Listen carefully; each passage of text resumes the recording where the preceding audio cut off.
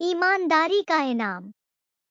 गांव में एक छोटा लड़का रोहन अपनी माँ के साथ रहता था। वह बहुत गरीब था, लेकिन ईमानदार और मेहनती था। हर दिन वह जंगल से लकड़ियां इकट्ठा करता और बाजार में बेचता। जो भी पैसे मिलते, उससे वह और उसकी माँ गुजारा करते। एक दिन जब रोहन जंगल में लकड़ियां इकट्ठा कर रहा था, तभी उसकी नजर एक चमकती हुई चीज पर पड़ी। पास जाकर देखा तो वह एक छोटी थैली थी। जब उसने थैली खोली, तो उसकी आंखें आश्चर्य से फैल गईं। उसमें सोने के कई सिक्के थे। रोहन बहुत खुश हुआ, लेकिन तुरंत ही उसे एहसास हुआ कि ये सिक्के उसके नहीं हैं।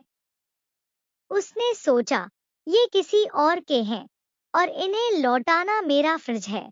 वह सीधे गांव के मुखिया के पास पहुंचा और उन्हें थैली दे दी। मुखिया उसकी ईमानदारी देखकर बहुत खुश हुए। उन्होंने तुरंत गांव में घोषणा करवाई कि जिसकी यह थैली खो गई हो, वह आकर अपना दावा करे। कुछ समय बाद एक बूढ़े आदमी ने आकर कहा कि वह थैली उनकी है।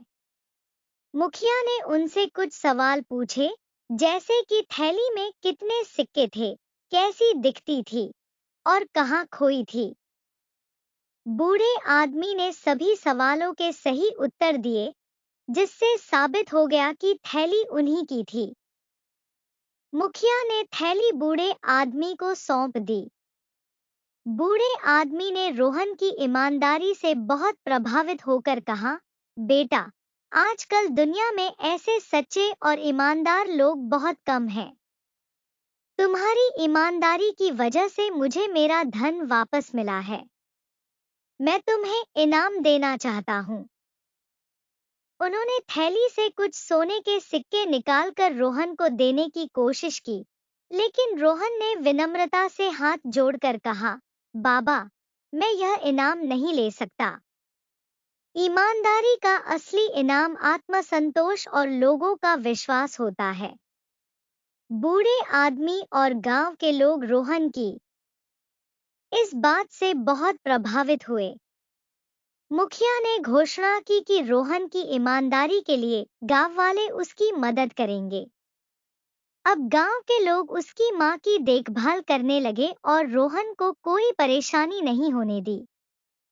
सीख: ईमानदारी एक अनमोल गुण है, जो हमें न केवल आत्मसंतोष देता है, बल्कि दूसरों का विश्वास और सम्मान भी दिलाता है।